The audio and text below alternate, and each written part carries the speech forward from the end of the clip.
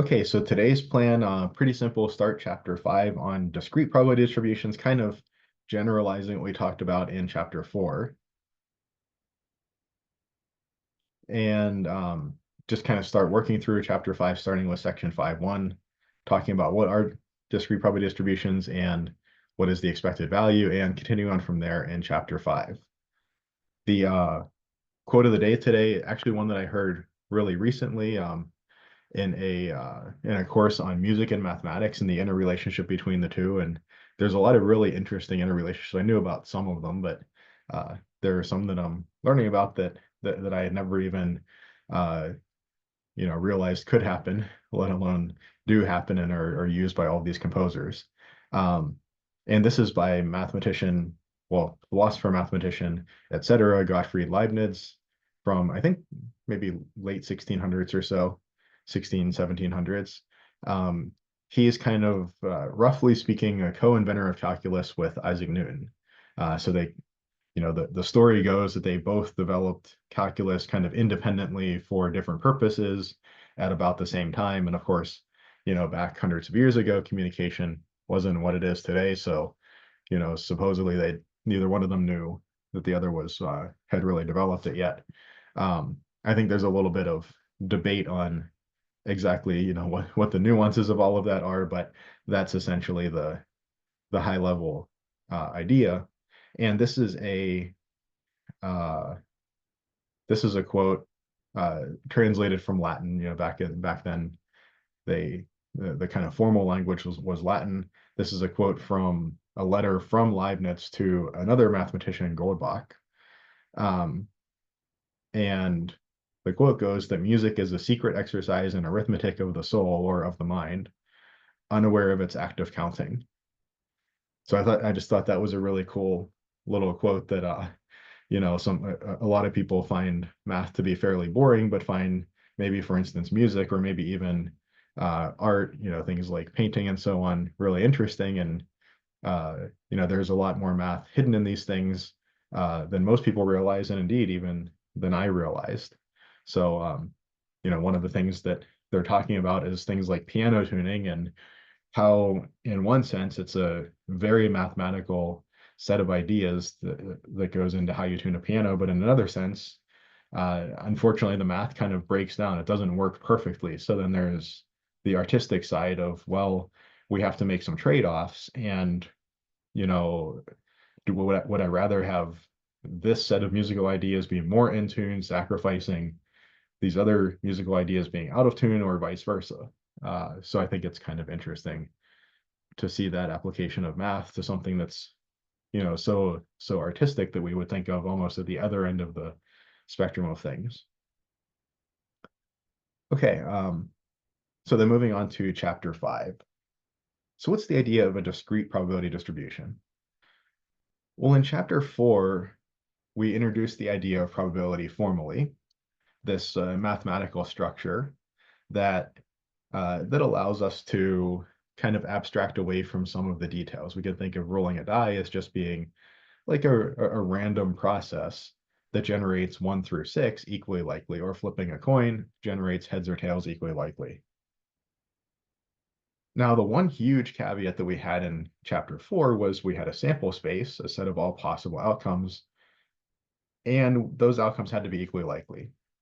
We either had to observe that our sample space just naturally consisted of equally likely outcomes, like 1 through 6 on the roll of a single die, or we had to be really careful to construct a sample space so that it had equally likely outcomes. Like if we roll 2 dice, we have to be careful not to think, say, directly about the sum of the 2 dice, because then maybe a 7 is more likely to occur than a 2 or a 12.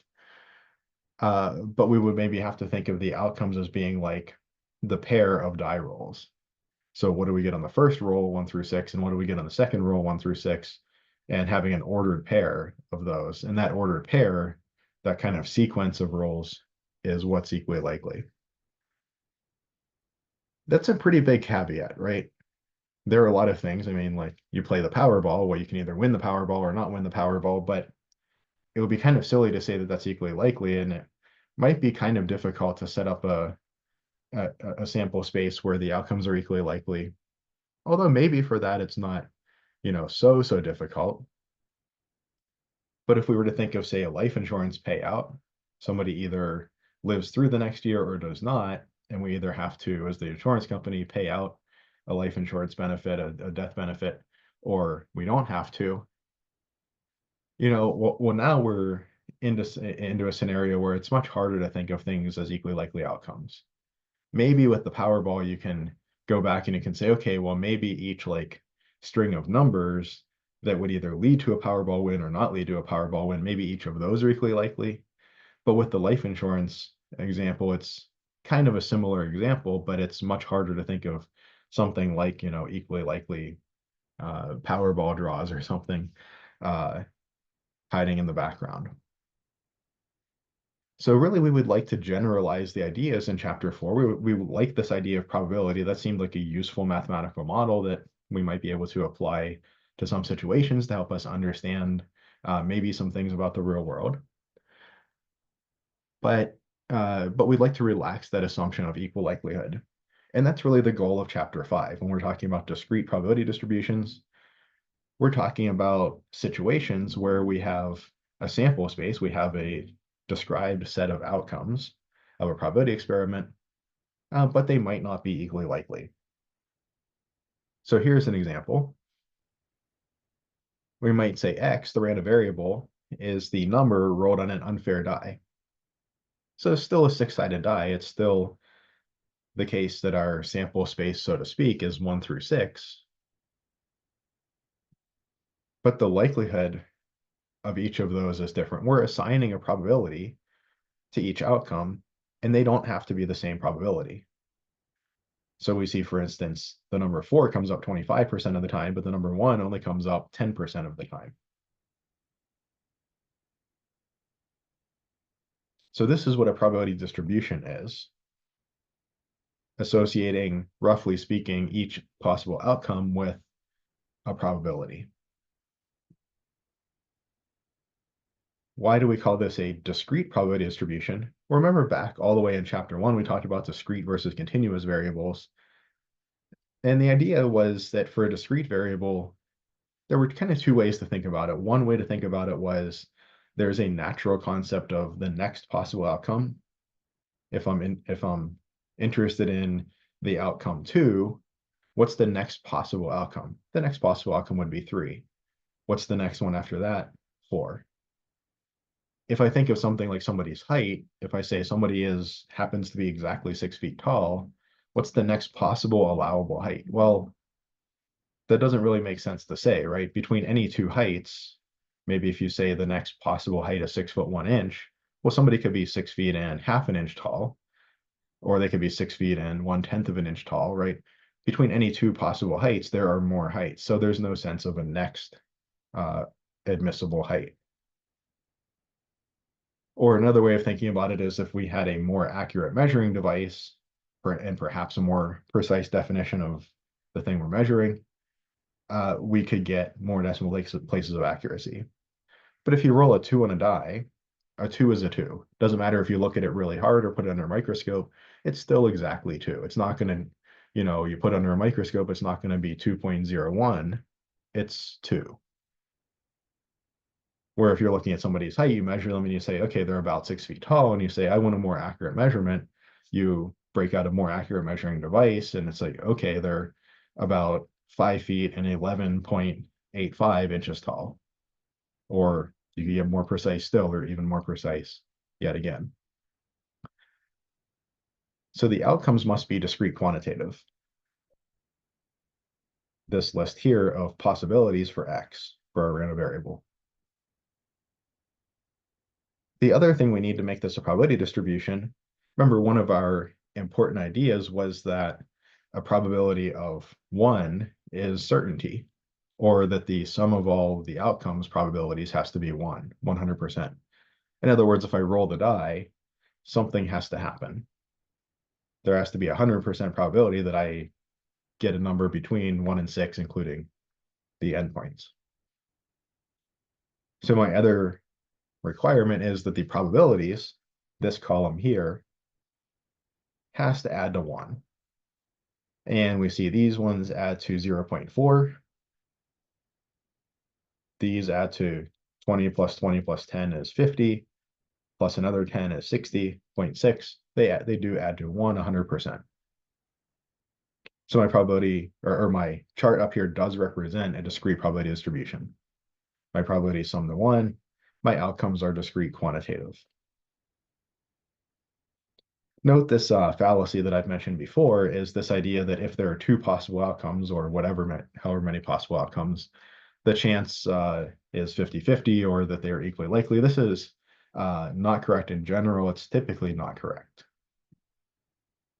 And again, we can just look at, say, the probability example or life insurance payout or something like that to see very clearly that that's not the way we need to think of these things. We shouldn't think that by default, outcomes are equally likely. In fact, usually outcomes are not equally likely. We actually have to try quite hard to make outcomes equally likely, right? We have to manufacture dice, manufacture a die very carefully to make it really close to equally likely to come up 1 through 6, or we have to manufacture a roulette wheel with great care to make each of the bins equally likely. Okay.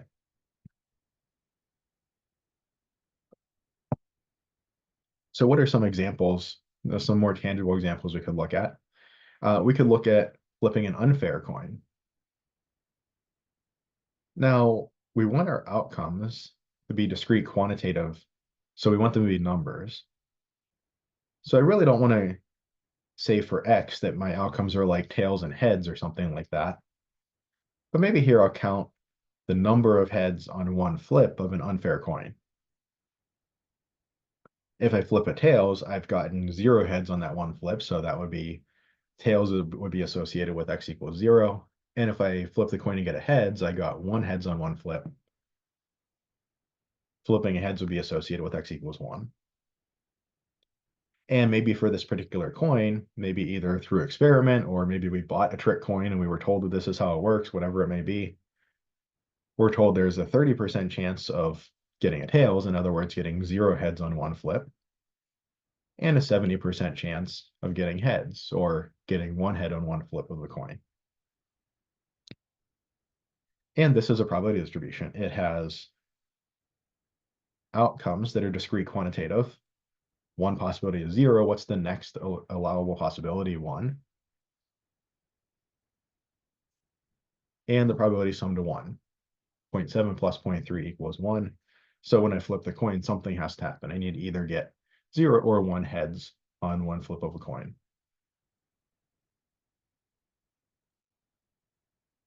I could kind of reframe this, and I could imagine that I was betting $1 on the flip of this coin.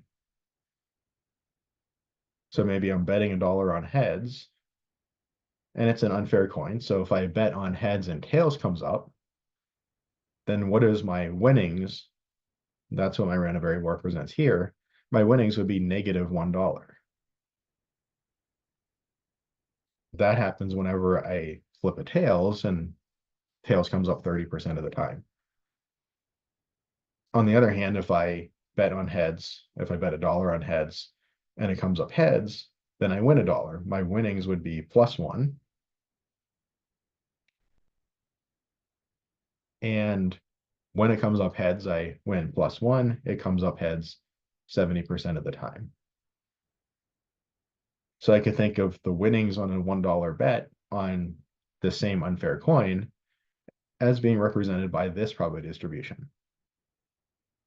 So flipping the same unfair coin can give me a variety of different probability distributions. That idea of getting heads or tails can underlie several different probability distributions or lots of different probability distributions, right? So getting, say, heads versus tails or heads versus tails can correspond. Oh, I did it backwards, didn't I? Getting heads versus tails this way, or heads versus tails, can correspond to different probability distributions according to how we define our random variable.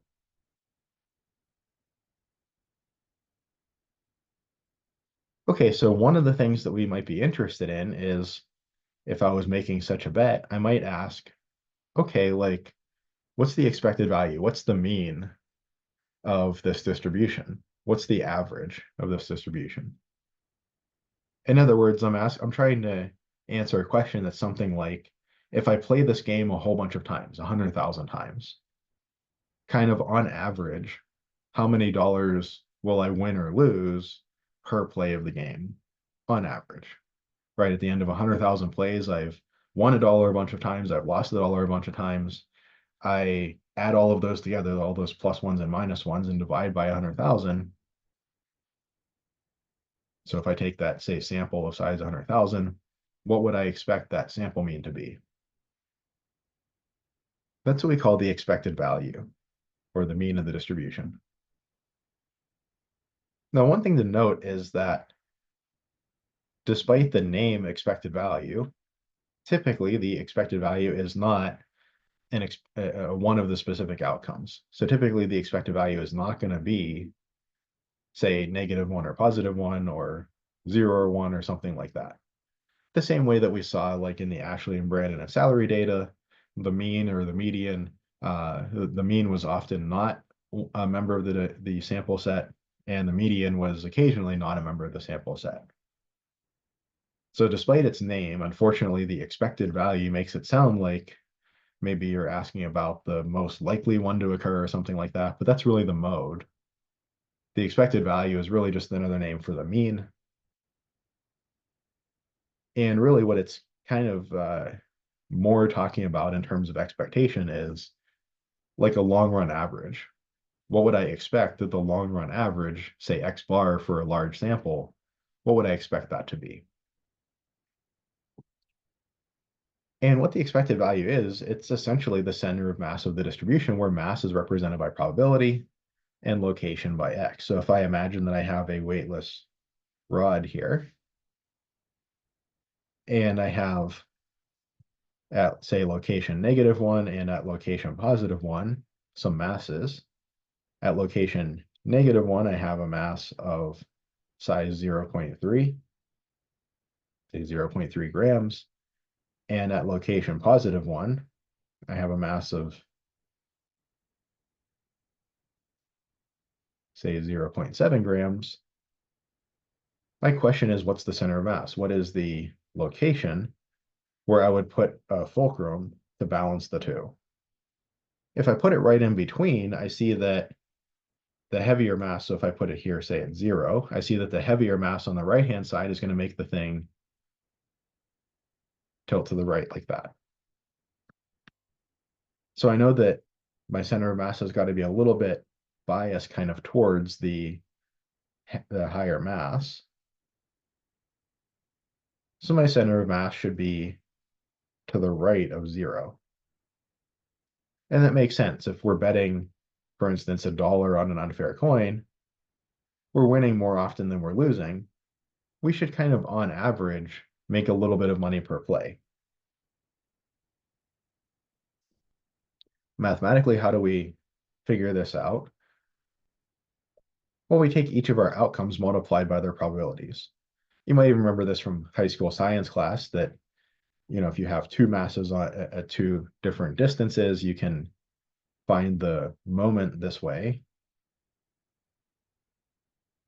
So you would take the products of the masses with their locations, and then you would divide by the sum of the masses.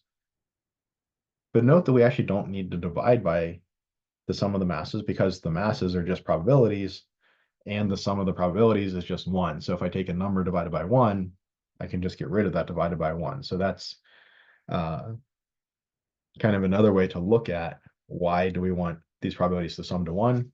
Well, it's so that we don't have to always be dividing by some silly number. But really the expected value is just the center of mass of this setup here where the probabilities are associated with masses and the outcomes are associated with locations.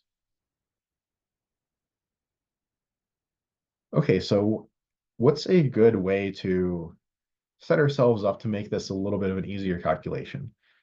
I don't really want to write this whole thing out every time.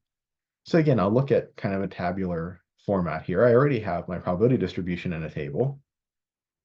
Be really careful here. In chapter 3, we had a table that we worked off of to compute things like mean and standard deviation and so on related to samples. In chapter 5, we have a tabular representation that we're working off of to do something similar, but these are not the same tables, right? This is a probability distribution in chapter 5. In chapter 3, we had like the index 1, 2, 3, 4, 5, which data point was it, and its value, the data value. So that was our table that we started with, and then we, used that table to where we kind of added some columns onto it to help us compute, say, variance and standard deviation.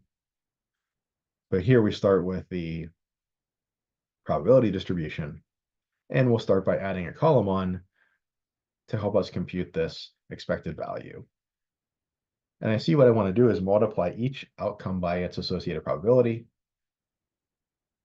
then add them together. Okay, so that's not going to be too challenging down here. I have 0 times 0.3 is 0, and 1 times 0.7 is 0.7, and then I want to sum them together. The sum is 0.7. That is the expected value of x. So we would say something like the expected number of heads on one flip is 0.7. Can we ever achieve exactly 0.7 heads on a single flip? Well, of course not. But what I'm saying is if I flip this coin, say 100 times, and some of the time I would get a 0, I'd get 0 heads on that flip. And sometimes I would get a 1, I get 1 head on that flip. If I counted up the number of ones, or if I just added all of the zeros and ones together, on say 100 flips, I would expect to get about 70 ones, or I'd expect to get a sum of about 70, or I'd expect to get an average heads per flip of about 0.7. So that's what I mean by this. It's kind of like a long run average, or at the very least, that's the frequentist way of thinking about it. We mentioned before that there were a couple other ways of thinking about probability, but we're sticking to the kind of long run average approach at the present time. Okay, what if I change my perspective? I'm still using the same unfair coin. Heads comes up 70% of the time. But now I'm thinking of my random variable being the winnings on a bet of $1. So now if it comes up tails, I lose $1. So I get negative $1 winning 30% of the time. That's negative 0.3. And when it comes up heads, 70% of the time I win $1, so I get plus 0.7 contributed from when I win. Now my expected win is negative 0.3 plus 0.7 is, and maybe I'll write it with a plus just to be very clear, plus 0.4. And here I wrote it as expected win instead of expected value of x because I want to just show the difference between these two. Same coin flip, but a different thing that we are associating the result of that flip with for a random variable.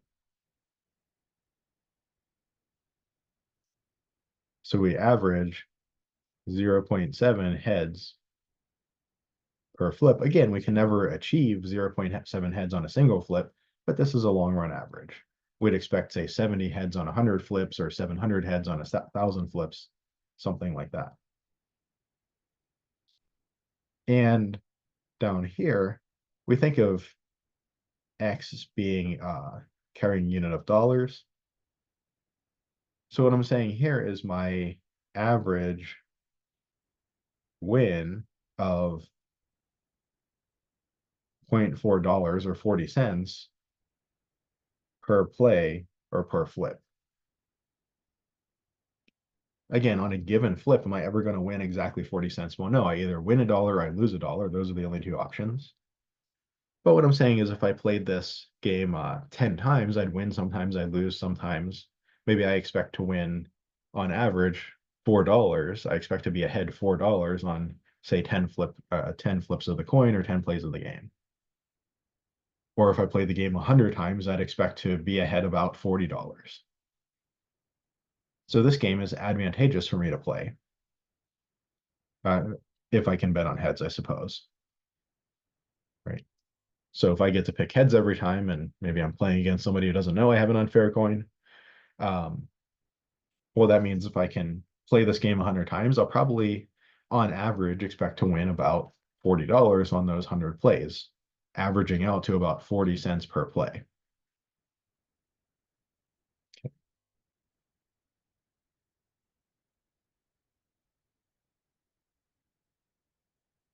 Now, here's kind of an interesting question. This is pretty clearly an unfair game, right? If, at least in most situations, if the other person knew all of these details about the game, they would probably refuse to play, right? I mean, unless I let them take heads, but then I would refuse to play. So if if both sides know all the information, the person's probably not going to play this game. How could we make it fair? I mean, it's kind of a dumb game to play anyway, so maybe people wouldn't play it even if it was fair, but at the very least, if it's fair, maybe we can get somebody to play the game with us. One way to make it fair, I suppose, is kind of the obvious. It's coming back up here. If I want to make the balance point back here at 0, I can cut some of the mass off of here and put it over there. I can make the masses equal, and the thing will balance at 0. In other words, I could, instead of using an unfair coin, I could use a fair coin, right? Maybe I could demonstrate it's a fair coin by flipping it 100 times while the other party watches, and we see that it comes up about 50 heads, about 50 tails, and we say, okay, it looks like a fair coin. We'll play our silly game. This is a lot of effort to go to for, a game where you bet $1, but whatever. People do sillier things by going to casinos and well, doing silly things in casinos. But so we could do something like that. We could say, can we adjust the probabilities so that it's 50-50? And then if we bet $1 versus $1, it's a fair game. Things balance at 0. Kind of in the long run, I'm not going to on average win any money, but also my opponent is not going to on average win any money. It's a fair game. But maybe we're on a desert island or something. We only have this coin to play with, or maybe I insist on playing with this coin. Is there another way to make this a fair game? Is there another thing that I could change here to change the expected value? I could change the expected value by changing the probabilities, but I could also change the expected value or the center of mass by changing the locations. In other words, before I said, let me erase this. Before I said if I set this balance point at 0, because my masses are equidistant from there, they're both 1 unit away, and the mass on the right is heavier, well, the mass on the right is larger, I'm going to tilt to the right. So that wouldn't be a balance point. But what I could do is I could bump this 0.3 mass out to the left. I could give it a longer lever arm, a longer moment arm. I could put it out here instead. Now it has more leverage against this 0 point, but it has less mass. And on this side, it has less leverage, but it has more mass. I could balance those two out that way.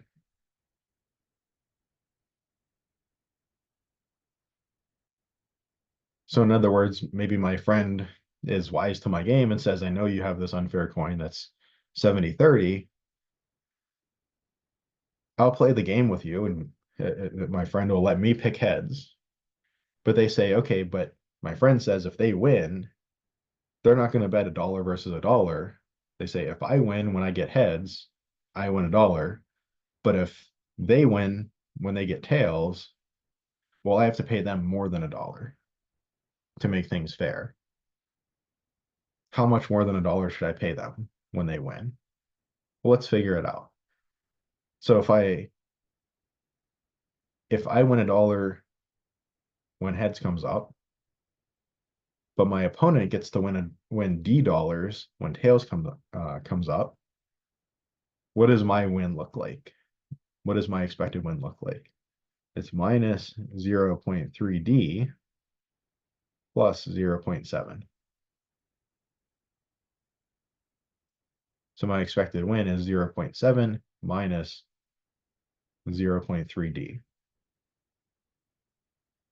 I can see if D equals 1, that's our case in the previous problem, then I get 0.7 minus 0.3 is 0.4. I have an advantage of 40 cents per play on average. My friend's not happy with that. They're going to demand a larger win when they win than $1. Let's set this equal to 0.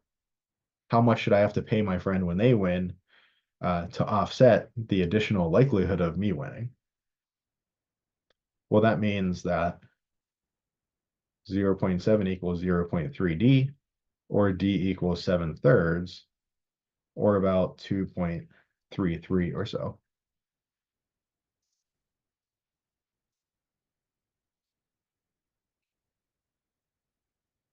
So in other words, I could bump this mass of 0.3 out to negative 2.33, and that would balance the mass of positive 0.7 or mass of 0.7 at positive 1. Right? I have a smaller mass, but a longer moment arm, a greater amount of leverage versus a larger mass with a smaller amount of leverage. So the outcome from X is kind of like the amount of leverage in a sense. And the probabilities are kind of like masses in a sense.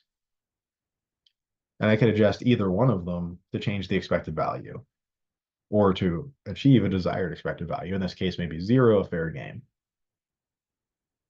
So my friend would demand that I pay $2.33 when they win, and then they would pay me $1 when I win. That's the right amount to offset the fact that this is an unfair coin. If my friend demanded any more money when they win, then I wouldn't play because I'd be at a disadvantage. And if I was unwilling to give them as much as $2.33, they wouldn't play because then I would have an advantage. But if we did the $2.33 against the dollar, then the long run average would be about 0. If we played this game 100 times or 1,000 times, we'd each kind of expect that on average we'd come up pretty close to breaking even. That's an awful lot of work to do to kind of end up right where you started, but you know, but a lot of things that we do are silly, so maybe people would play this game after all. Okay, what about a situation like this? The number rolled an unfair die. This is our die example from up above. What is the expected value of this die? Again, by that I mean if I roll this die once, maybe I get a 2, I write down 2. I roll it again, I get maybe a 4, I write down 4. I do that 100 times or 1,000 times. I add all of those numbers up and divide by how many I added up. So I have the sample of, let's say, size 100. I add up my 100 outcomes that I wrote down. I divide by 100. That's my sample mean roll per die roll. What do I think that number will be close to? It's the same scenario as above. I just have more masses. I have a 0.1 at position 1, a 0.1 at position 2, 0.2 at 3. This actually looks a lot like a histogram. A histogram is actually pretty closely related to this. 0.25 at 4. OneNote loves making my 4s into 9s. 0.2 at 5. Oh,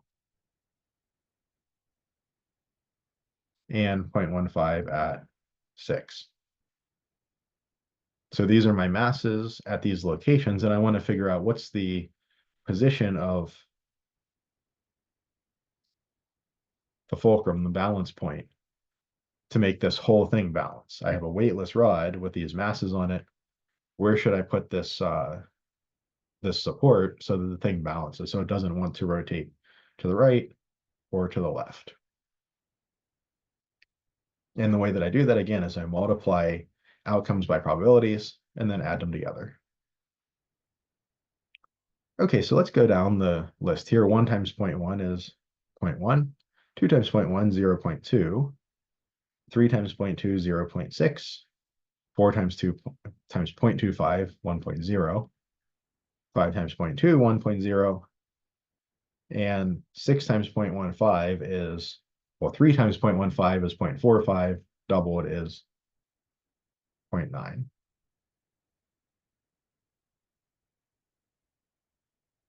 What's my expected value? Well, 0.9 plus 0.1 gives me 1.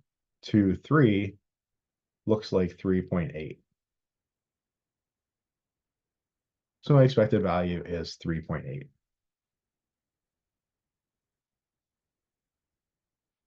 Again, calling it an expected value is a little bit, it can lead you astray a little bit. What do we mean by this? We can never achieve a roll of 3.8.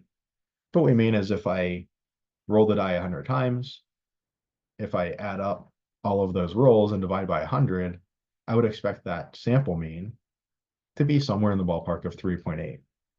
I would expect my average result per roll to be about 3.8.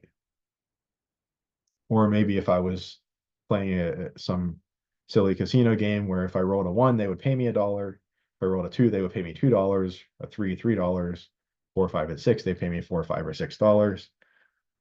Then I'd kind of, on average, earn $3.80 per roll.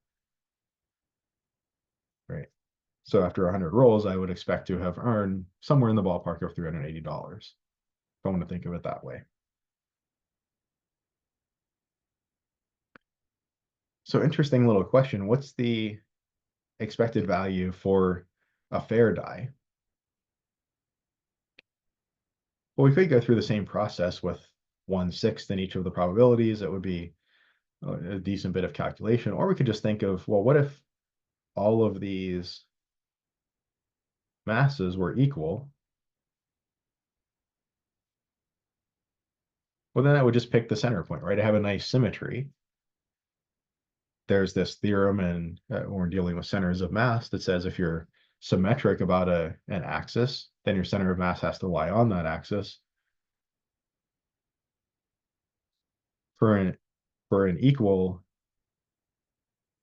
likely die, for a fair die, comes up 1 through 6 equally likely, the expected value is 3.5, 3.5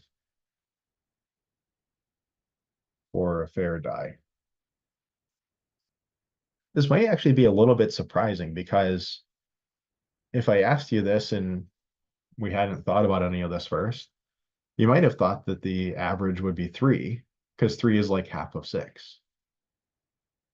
And indeed, if we had like a 7-sided die that was equally likely and 0 was a possibility, if we had 0, 1, 2, 3, 4, 5, 6, then 3 would be right in the middle, and that would be the expected value, the mean. But in this case, like, we can never actually achieve a 0. So we're actually not dealing with, in some sense, we're kind of not dealing with ratio data. So because the lowest we can get is 1 and the highest we can get is 6, we do notice that, like, the average of 1 and 6, those extremes, is 3.5, where the average of, say, 0 and 6 would be 3. So kind of the 1 and 6 individually balance out at 3.5, as do the 2 and 5, and as do the 3 and 4. So we can think of them in pairs that way as well. These little symmetric pieces kind of balance each other out. So for a fair die, the average roll would be 3.5. But for this unfair die, it tends to be a little bit high, right? 3.8, maybe about, say, roughly 10% higher than a fair die. Okay, any questions so far?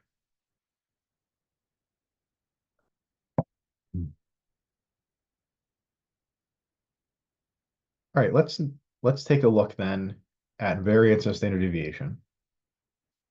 Again, I'm not always the biggest fan of how the book breaks up these sections. Some sections are like pretty small little sections, and some sections like 5.1 here cover just an awful lot of material. So we might even finish up 5.1 next time. We should get through most of it today. So 5.1 variance and standard deviation.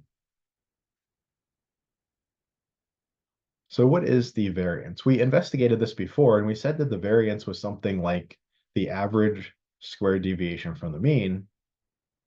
That was how we phrased it in chapter 3. In chapter 5, our concept of average has changed a little bit. It's kind of the expected value now. So we like to look at deviations from the mean, say x minus mu, outcome minus the mean, squared, and then we would like to average that or take the expected value. Like in chapter 3, the standard deviation is the square root of the variance. And we have a couple of side notes here. So let's take a look at some of the mathematical detail here. Well, we mentioned up here, we had a definition for the expected value of x, of a random variable. I got that by multiplying the outcomes, the xi's, by their associated probabilities, and those probabilities added to 1, and that's an important component of being a probability distribution. One thing we need to understand to move forward is, what is the expected value of a function of x? So like the expected value of the square root of x, or the expected value of x squared, or the expected value of sine of x, or something like that. What's the expected value of g of x? Well, what I do is I take each of my outcomes and I apply the function to them. So I take x1 and turn it into g of x1, and x2 turn it into g of x2, all the way out to xn gets turned into g of xn. But be really careful. Don't do that to the probabilities. The probabilities stay the same. The relative weighting stays the same. Kind of the masses stay the same, and I'm just changing where those masses are positioned. I'm kind of changing their leverages. If I think through this, let's just suppose that I made a mistake and did apply g to each of my probabilities. Well, then I've got a bunch of things trying to act like probabilities, but where they probably don't sum to 1. I mean, if g of x is a function, say, x squared, if I take a number between 0 and 1 and squared, it gets smaller. If I make all my probabilities smaller, then they're going to sum to a number that's less than 1. And I no longer really can call them probabilities because there are a bunch of numbers that add up to less than 1. So I'm taking the expected value of a function of x, of a function of the random variable. I apply that function to each of the outcomes, but the probabilities stay the same. I leave the probabilities alone. I don't want to mess with how much mass I have in the system. I'm just messing with where they're located. So one thing that I need to be able to do to calculate a variance, I could look at this complicated function, take the random variable, subtract off mu, and then square it. But it's typically a little easier to use a different formulation. And we'll see in just a minute where this different formulation comes from. But I want to be able to compute expected value of x squared.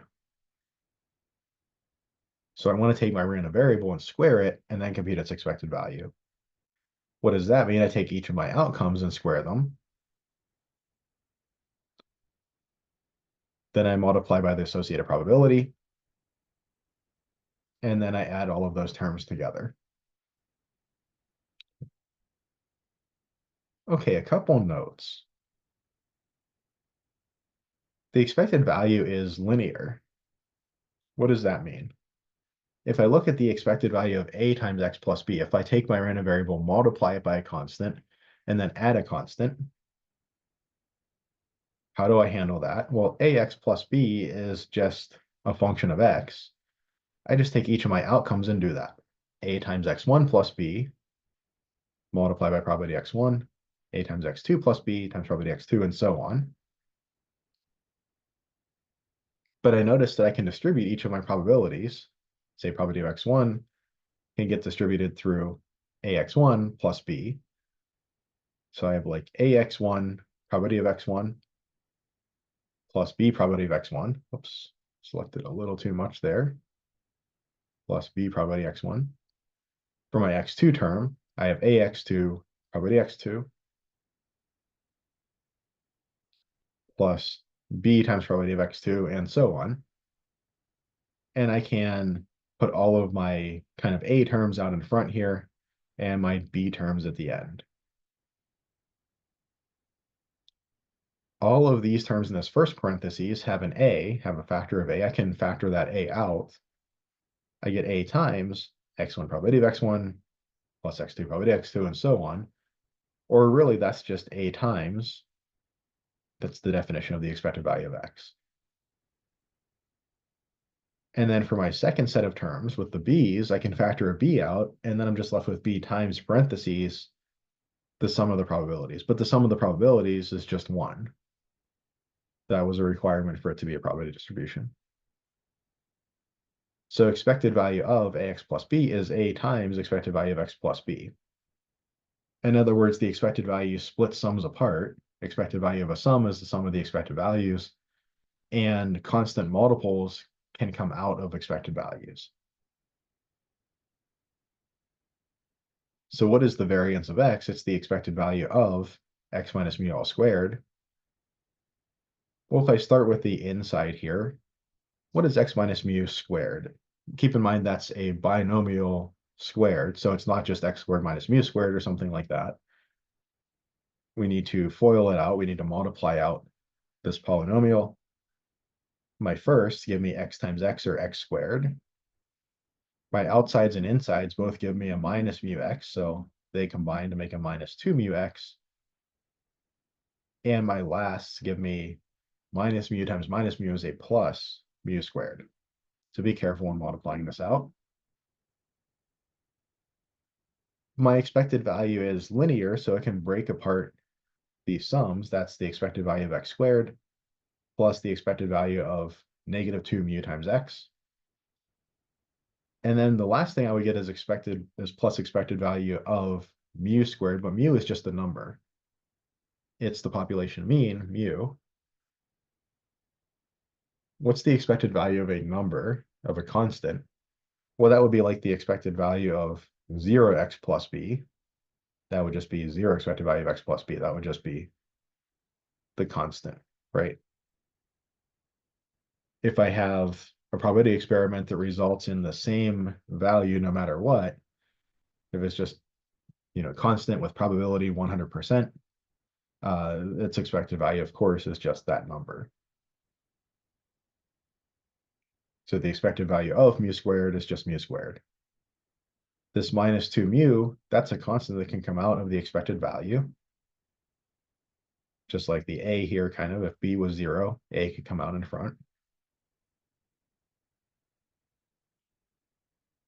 And then I remember that expected value of x, that actually is exactly the thing that we're calling mu. So that is the mean. So 2 mu expected value of x is really just 2 mu squared, or with a minus sign. So I have expected value of x squared minus 2 mu squared plus mu squared is a net minus 1 mu squared. So my variance of x, I could compute it this way, but sometimes that can be a bit of a pain to do. It's often easier to compute it this way, and that's the way that we'll do it most of the time. As kind of a little exercise, show that the variance of ax plus b equals a squared times the variance of x. So if you want a little bit of a challenge, show that this is true. Note that that's not a typo. The a comes out of the variance as a squared, and the b actually disappears. That kind of makes sense because the like AX plus B, if I multiply my outcomes by a number, that does kind of stretch or shrink, right? If I either won $1 or won $2 and I multiply by 10, now I win like $10 or $20. There's kind of more at risk. They're more spread out. They started out being 1 unit spread out, now they're 10 units spread out. Makes sense for the variance to go up there. If I bet $1 versus $2, they're like 1 unit spread out. If I bet $101 versus $102, if I shift them both up, there's still only 1 unit spread out. The spread or the variance of the distribution should be the same. If I just translate, if I just move the thing left or right, the spread doesn't change. The location changes, the expected value changes, but the variance doesn't. So, okay, so let's take a look at this definition of the variance. And the main challenge here that we need to overcome is computing this thing, expected value of x squared, where we take each of the outcomes, we square them, multiply by their probabilities, and then add those terms together.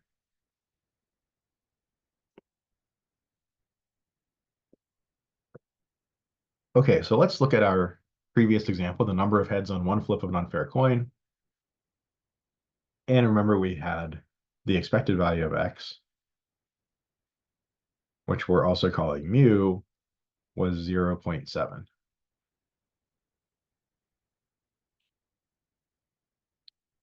So now what is x squared? What is the square of each of my outcomes? Well, for this one, it's actually pretty simple. 0 squared is 0, and 1 squared is 1. I don't know why these boxes are so big. There we go. And now I need to be careful. I want to multiply x squared, this column, by probability of x by this column. Don't square the 0.3 or the 0.7, right? If I square the 0.3 and square the 0.7, those two things, those two like kind of probabilities don't add up to 1 anymore. They're not really probabilities. So I multiply column 2 and column 4 together. 0 times 0.3 is 0, and 1 times 0.7 is 0.7. Expected value of x squared turns out to also be 0.7. This is a little quirk of when we have a random variable that can only be 0 or 1. This kind of indicator random variable has this little quirk where the expected value of x squared is the same as the expected value of x, but that is not in general true.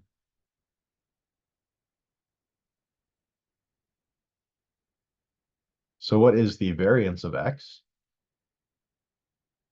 It's the expected value of x squared, the thing we just computed, minus the square of the mean. It is 0.7 minus this 0.7 squared. Or what's that? It's 0.7 minus 0.49, 0.21.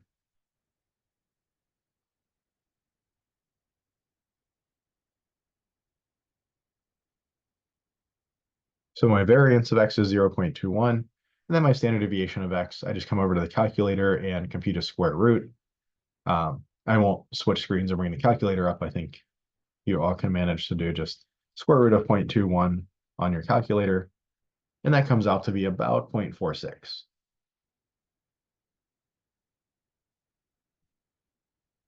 So just like back in chapter 3, the standard deviation is the square root of the variance.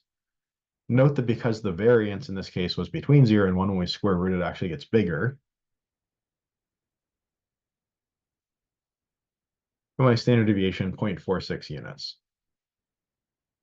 So on average, I expect to get 7 heads on one flip of a coin.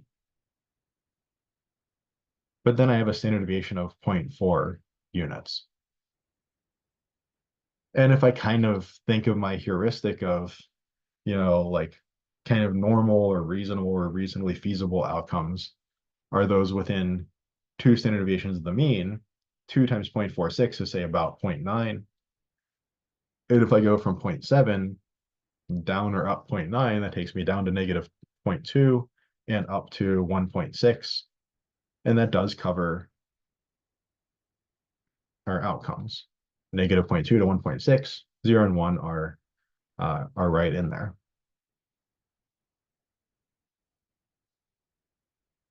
Okay, let's do the same thing, but on this slightly different setup here, where we have a bet of $1 in an unfair coin. We saw the expected value was different because our outcomes are different. Our locations of these masses, instead of being at 0 and 1, they're at negative 1 and 1. That's going to change where the balance point is. I have a feeling this will also change the variance because I've kind of stretched them out, right? They're kind of 2 units apart from negative 1 to 1 instead of 0 to 1 being 1 unit apart. So it feels like the variance should change here. Again, my expected value of x here was positive 0.4 plus 0.7 minus 0.3. Now when I go ahead and square my outcomes, well, 1 squares to 1, but negative 1 squares to positive 1 as well.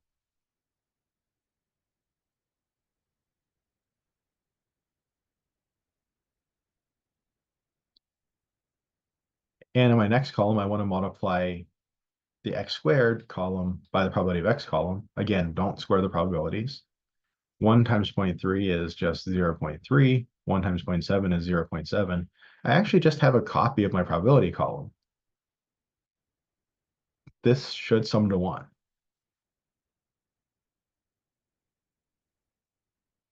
So expected value of x squared, exactly 1 in this case.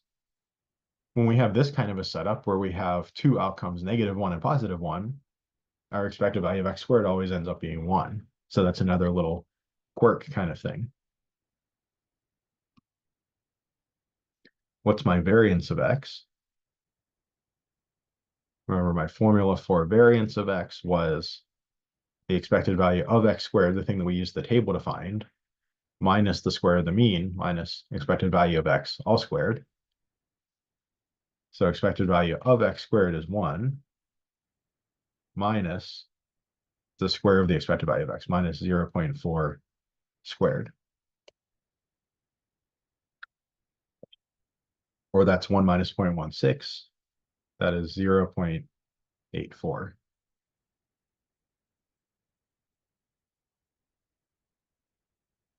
So we see our variance almost doubled from the previous example, and that kind of makes sense, right? We went from 0 to 1, stretched it out to negative 1 to 1. We kind of like about doubled the spread. We about double the variance. That kind of makes sense. Or I'm sorry, I was looking at standard deviation of variance. Our variance went up by a factor of 4, and that makes sense because we doubled the spread, so we quadruple the factor out in front.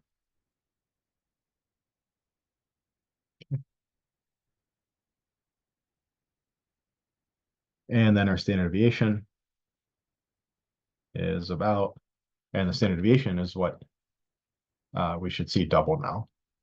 So square root of 0.84,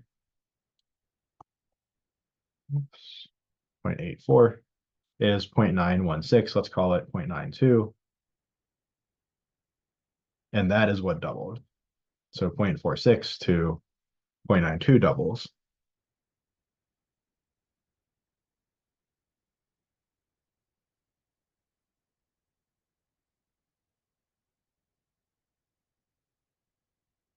Okay, let's take a look at our unfair die example. So here, if we were to square all of our x's, we get like 1, 4, 9, 16, 25, 36. and then multiply by these probabilities, that would actually be quite a lot of work. Let me jump over to Excel. Let me switch my screen share here.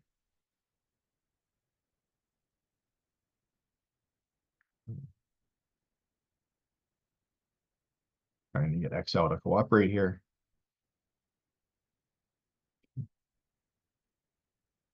There we go.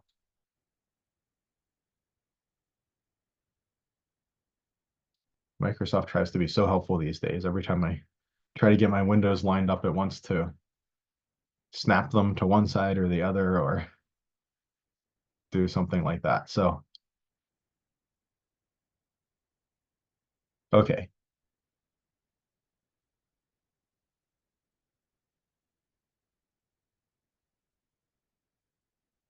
There we go.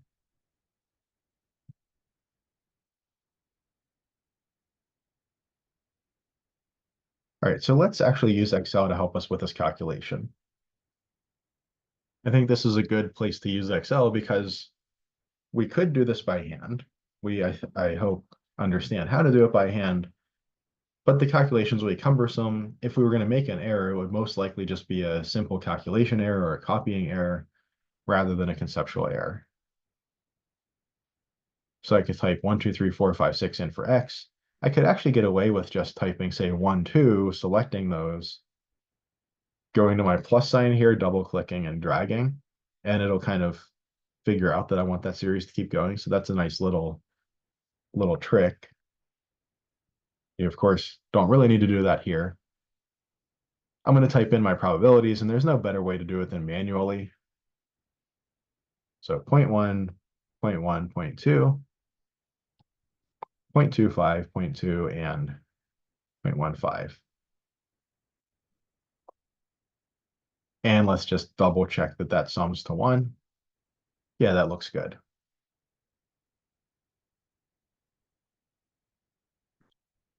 My next column, I'm going to use to find my expected value. I actually can be tricky here and use my sum product function if I wanted to do that. We saw this function once before in the weighted average section. And we actually might have realized that really what we're doing here is we're taking a weighted average. Right? Back in section 3, we talked about weighted average. Really, that's what we're doing here. So there's our 3.8.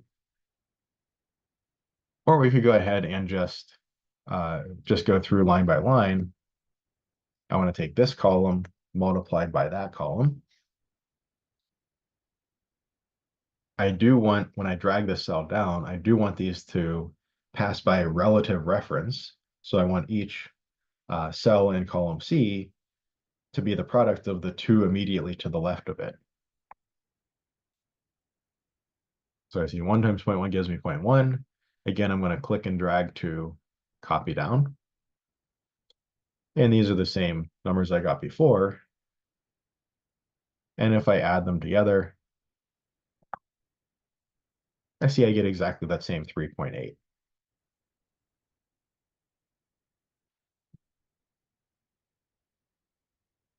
And maybe I'll right align this so that it's over there. Maybe I could even left align this. So I found my expected value. Okay, that one wasn't too hard to do. We did that one by hand. But this is what I really don't want to do by hand is x squared and then x squared, x squared times probability of x. So for x squared, remember, I want to take each of my outcomes and square them. So I'll select the cell that contains one of my outcomes, use my caret, shift 6. That's the exponentiation operation.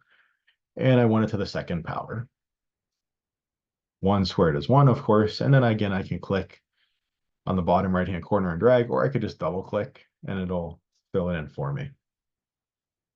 And that looks good, 1, 4, 9, 16, 25, 36. And here's the part where it would get pretty messy if I was doing this by hand. It wouldn't be terrible. I could do it, but uh, be more calculation than I'd be more likely to make an error just as a result of doing the calculations, and that those kind of situations are just frustrating. So I need x squared times probability of x. Again, remember, we don't square the probabilities because they still have to add to 1. If I started squaring all these numbers between 0 and 1, they get smaller and they wouldn't add to 1 anymore. So I take column D times column B, and I copy those down. And then what do I want to do with that? Remember, so each one of these is a term, like 0.1 maybe that is this first term x1 squared, probability of x1.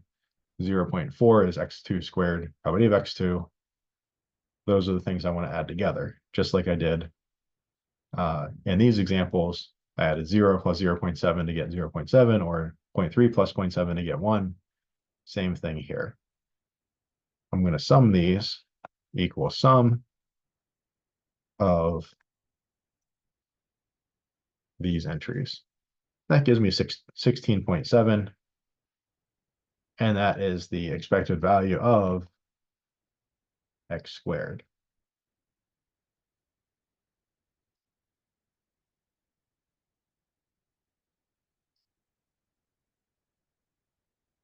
Now I can compute my variance of x. Remember my variance formula, expected value of x squared, this 16.7 number, minus the square of the mean, minus the square of 3.8. So it is this number minus the square of this number.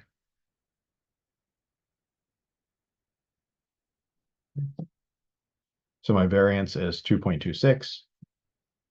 And then my standard deviation square root equals SQRT of the variance. Right about 1.5. I see my expected value is 3.8 with a standard deviation of 1.5. And again, kind of like reasonable outcomes are mean plus or minus, say, 2-ish standard deviations. 3.8 plus or minus 3 brings me down to 0.8 and up to 6.8. And that does kind of cover all of the outcomes here. It doesn't look like any of these would be real big outliers or real strange things to happen, right? This number 1 down here isn't like terribly unlikely to happen, or the same for number 6. So this kind of meshes with our previous heuristics.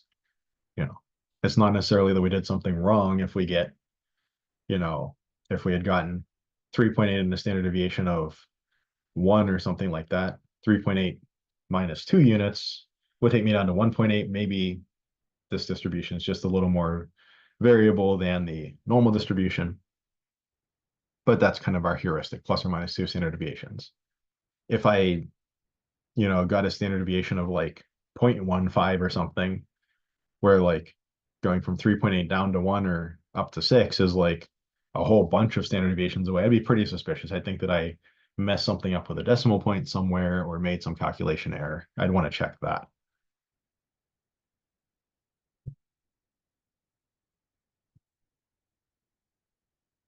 Any questions on any of this?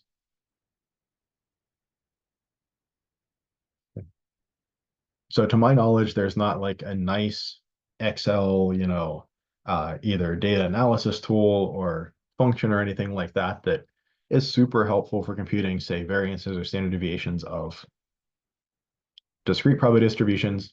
It's a little bit more of a manual process, but still the ability to kind of do it, quote, by hand this way, um, you know, or sorry, to do it by hand in this manner, kind of typing out formulas and copying them a bunch of times, letting the computer do most of the work, most of the kind of boring, tedious work, rather than doing it very manually like we did up here.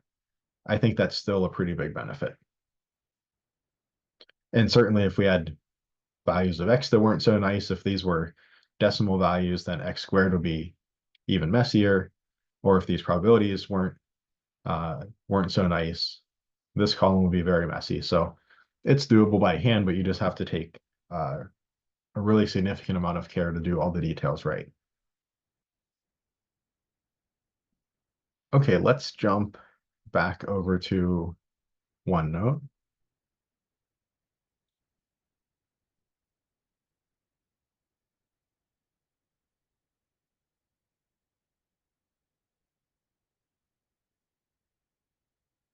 Let's take a look at this probability distribution. We have an indicator variable.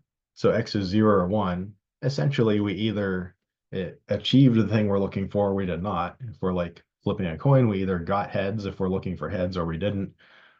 Or we could even think of something like rolling a die. Maybe we're interested in like, did we get a 6 or not? If we roll a 6, we'll consider that a success and we'll write 1. That was one like success of trying to get a 6. If we roll any other number 1 through 5, we'll consider that like a failure. We failed to get a 6. So this 0, 1 set of outcomes actually applies to a much broader scope of situations than we might at first think. We might think at first, oh, this is only for things that have kind of two things that can happen, like heads versus tails or something like that. But it can apply to a very broad range of situations where you're interested in an event over the outcomes, and that event either happens or doesn't happen, right? Do I roll an even number or odd number? Or, I spin the roulette wheel. Does the ball land on green or not land on green, black or red?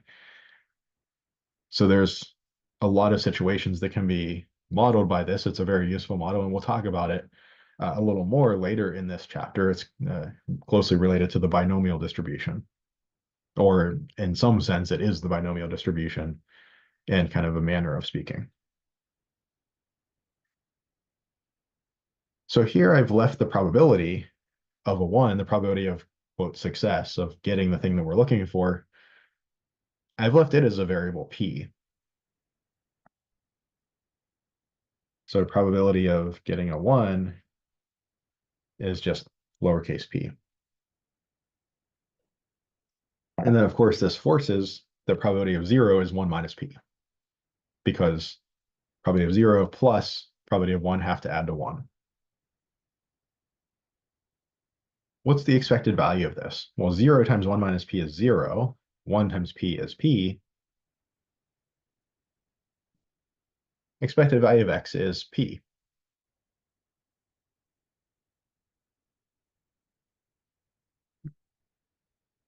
Now, of course, like as I said before, on a kind of a given observation of this random process, you kind of either achieve the event or you don't. But really, we're thinking of this p, maybe this p is probability, 37%. I'm thinking that if I run this 100 times and look at how many times I observe the event or how many times a 1 comes up, I expect about 37 times if p was, say, 37%.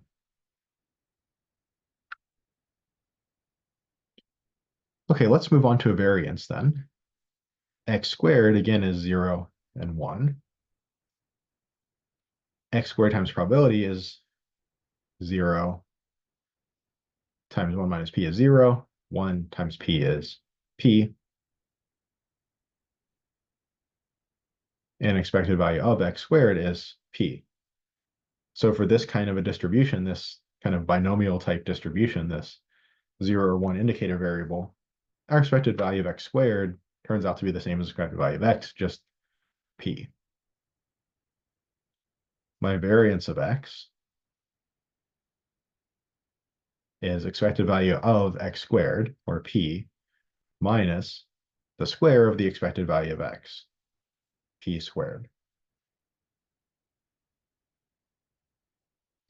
One little side note here. I just want to point this out. I don't think this is going to be, shocking to anyone, given how much we talked about this in chapter 3. But let's say that x has a unit associated with it. Maybe this is like dollars or something. Doesn't really make sense in the context of like signaling an event or or not, but maybe we're betting, $0 versus $1. The probability is unitless. P of X is unitless. The product of the two gives me dollars. So expected value would be, say, in dollars. But then I square 0 and 1. The numbers are the same. The number 0 squares to the number 0, but the unit gets squared. So the dollars gets squared to square dollars. This column, x squared P of X, is dollars squared. So my expected value of x squared's unit is dollars squared, while my expected value of x's unit is dollars.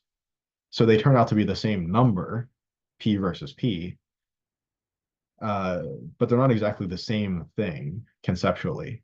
One is denominated in units and the other in units squared. So we see that they're not exactly the same thing, but they just kind of turn out to be the same number.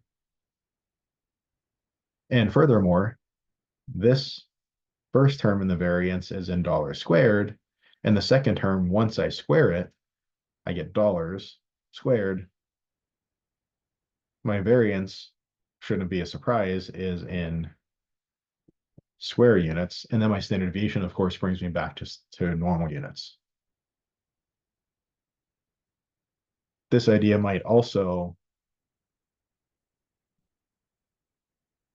lend a little more credibility to the A squaring when it comes out of the variance, right? Variances have lots of ideas of kind of squaring things floating around. So just a little side note there. Let me get rid of some of these dollars floating around there. So my variance is actually P minus P squared, or that's P times 1 minus P if I factor out a P. My standard deviation then will be square root of P times 1 minus P. I actually can ask, how does my variance relate to P? I know that P is in 0 to 1. I suppose we could include 0 and 1 if we really wanted to, but usually we wouldn't. So I can graph my variance as a function of the probability of getting a 1. When P is 0, my variance is 0. If it was impossible to get a 1 and I always got a 0, there's no variability there at all. I just always get a 0. When P is 1, this 1 minus P bit is 0. My variance is 0 there as well. If P is 1, I get a 1 100% of the time. I get a 0 never. I always get a 1. There's no variability there either. And I notice that this is a quadratic opening downward. I can think of this as negative P squared plus P. That's like a quadratic in P with a negative coefficient on the quadratic term. It's a quadratic that opens downward like this, and it would keep going, but we're not really concerned with what happens outside of 0 to 1. My variance, interestingly, has a maximum. There's a maximum amount of variance. The minimum amount of variance is, of course, 0, when there's a certainty of either getting 0 or a certainty of getting 1. But there's a maximum amount of variance. The maximum amount of variance occurs at the vertex, which is the midpoint of the two x-intercepts, or p-intercepts here, I guess. The maximum variance occurs at 1/2.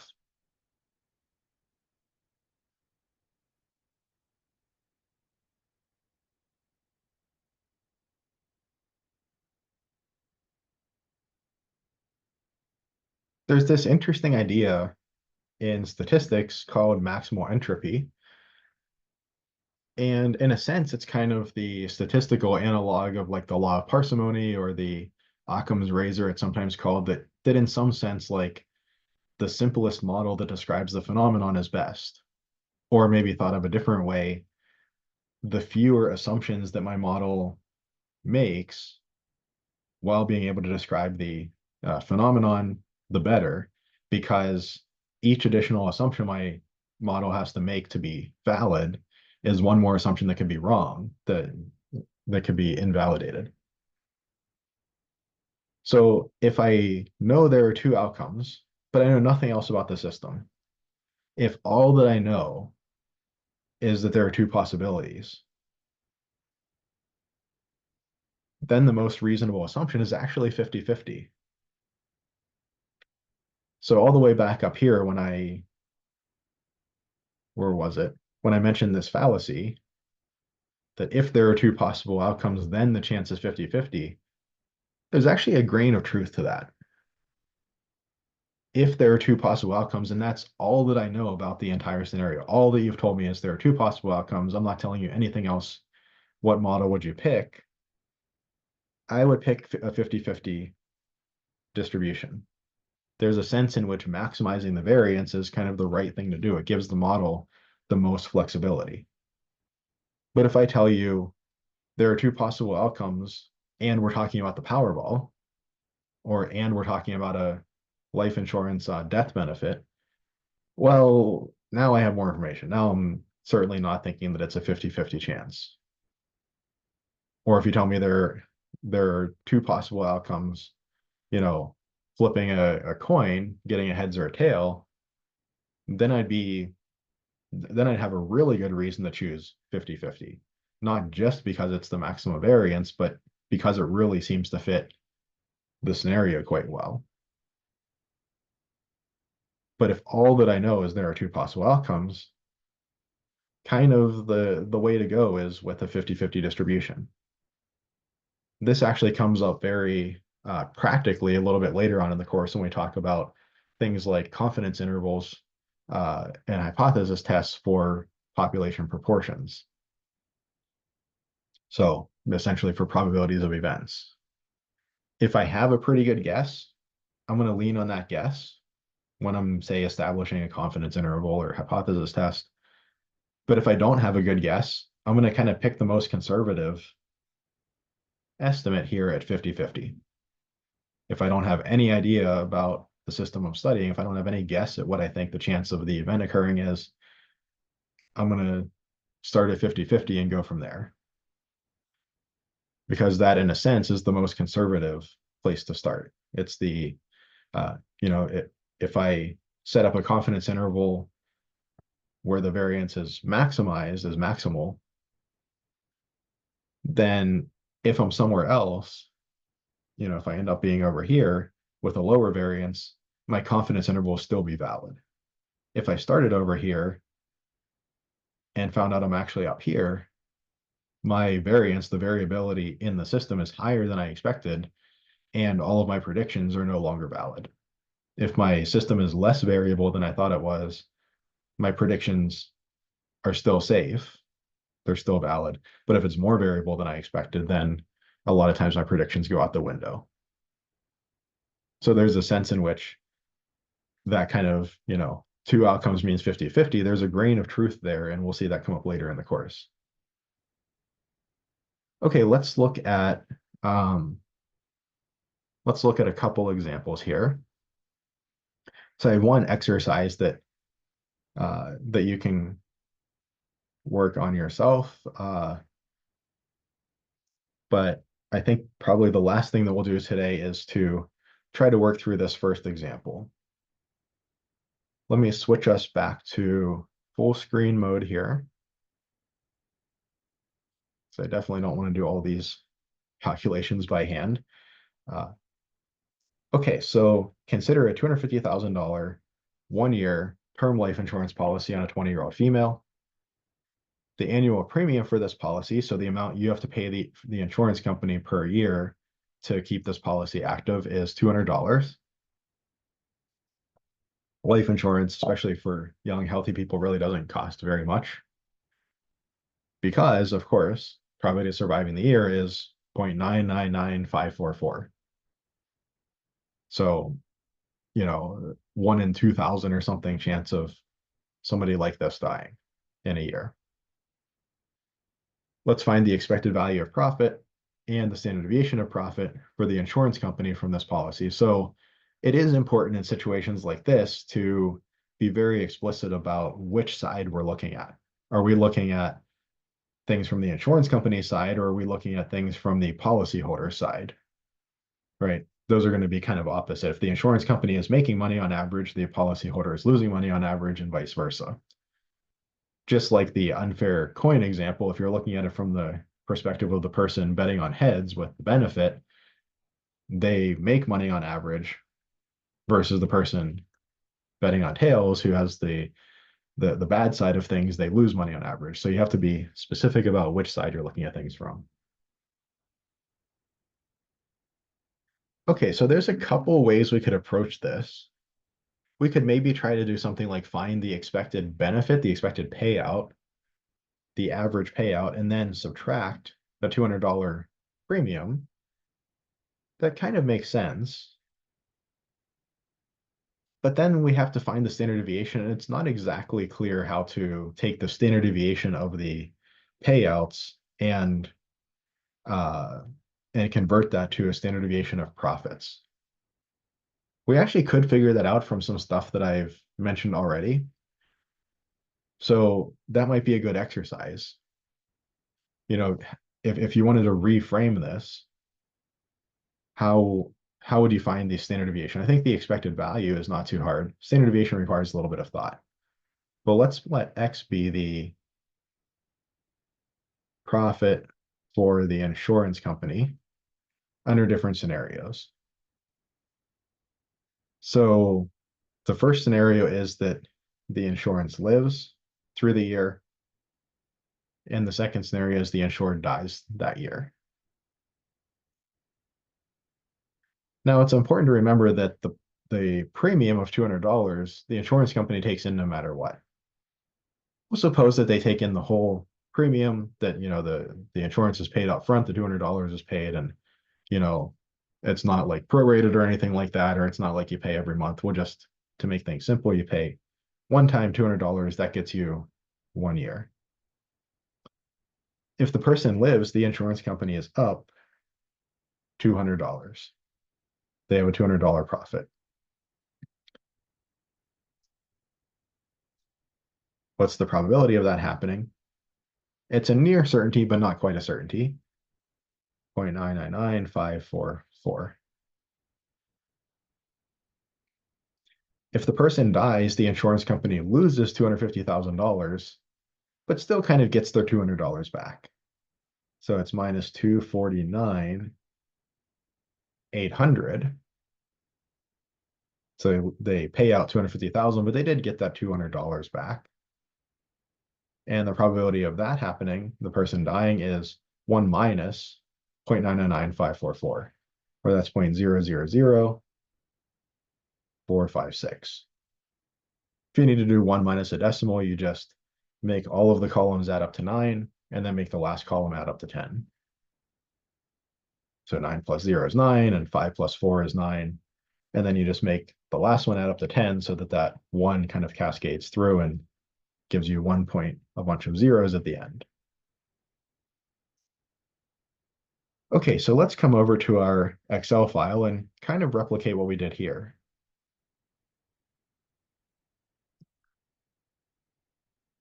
So I have X is either plus 200 or minus 249,800.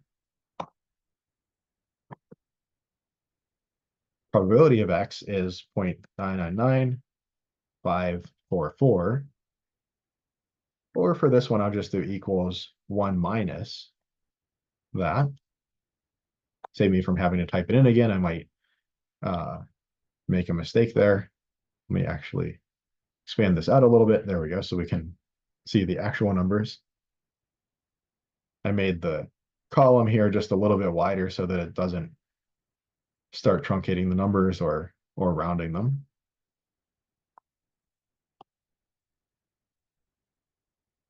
And now I want to compute an expected value, right?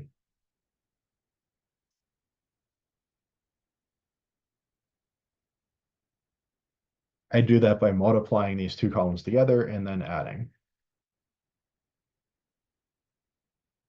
So I multiply column A by column B. We're halfway through. We started off. Why can't you come back?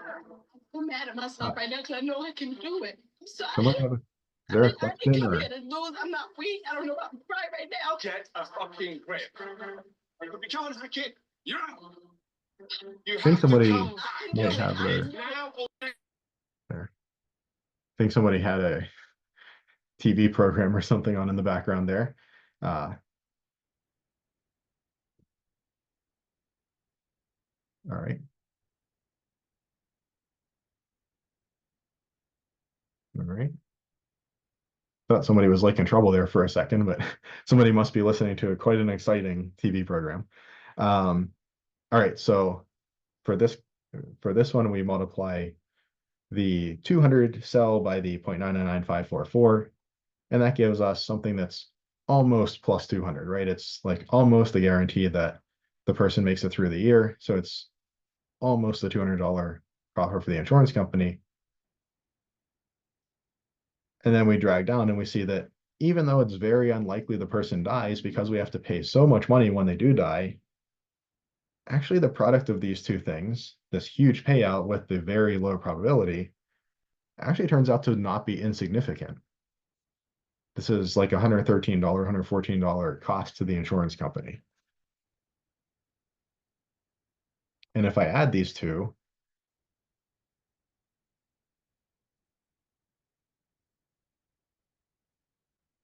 I see that the expected profit for the insurance company is about $86 for this policy. And now keep in mind, this is kind of profit. This isn't really profit because they still have to like pay their employees and pay to keep the lights on and all of that kind of stuff. So they have expenses as well that need to come out of this. But this is kind of like there's something like gross margin, but we're just kind of calling it profit. What's the variance? Well, we have to start by taking x squared. We have to start by squaring our outcomes. And we actually see that 249,000 squared is going to be quite a large number.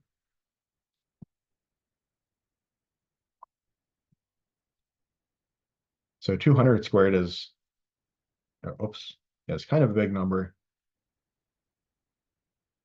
But 250,000 or so squared is like 10 to the 10th. It's a huge number, right? We know that outliers disproportionately affect variances and standard deviations, and we expect nothing less here.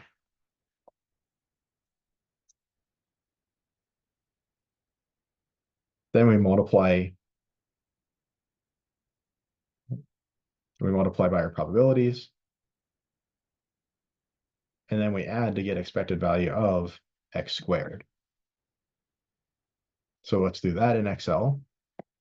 We have our x squared, the cell times probability. And we actually see that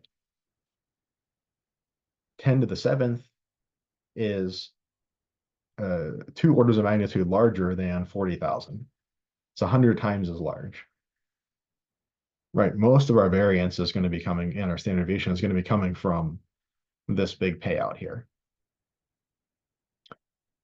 And if we add these two cells together, we could either use the sum function or just add them together with a plus.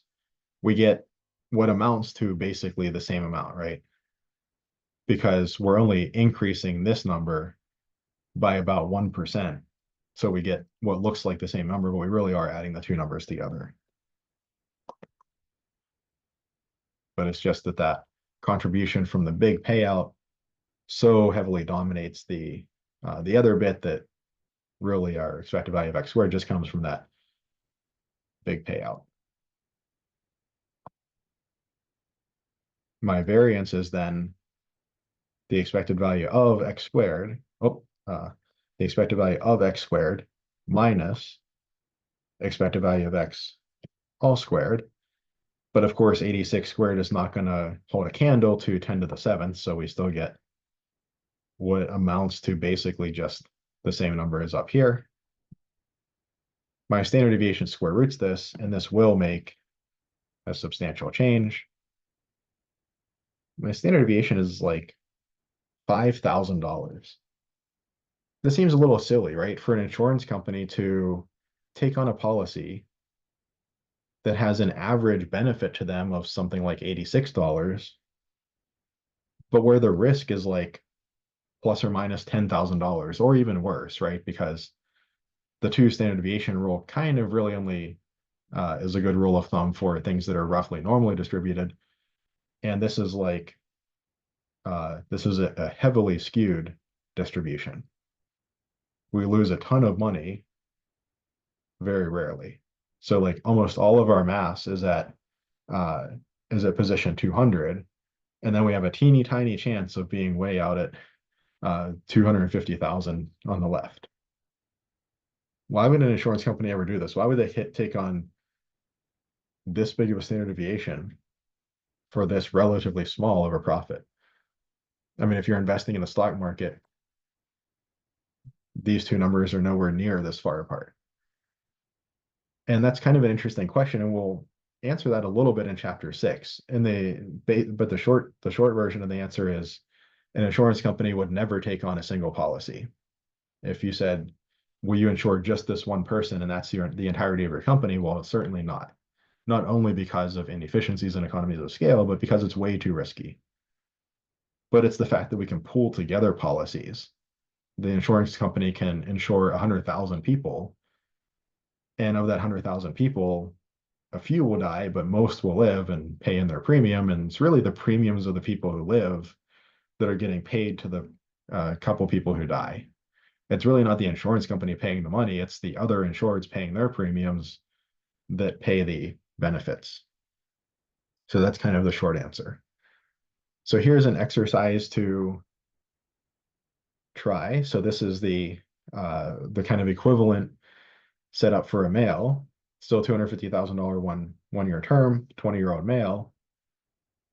But the main difference is the premium for the policy is $350, and the probability of 1 year survival for the male is 0.998734. Right. A little more likely for a 20-year-old male to die in the next year. So the policy costs a little bit more. Find the expected profit for such a policy. And here's the answer if you want to check your answers. Expected value of $33.06. Standard deviation of about $8,900. So you can screen cap this or just write down the different numbers, $350 and 0.998734, as well as the answers. And then you can work through this problem as a practice problem. Let me stop the recording.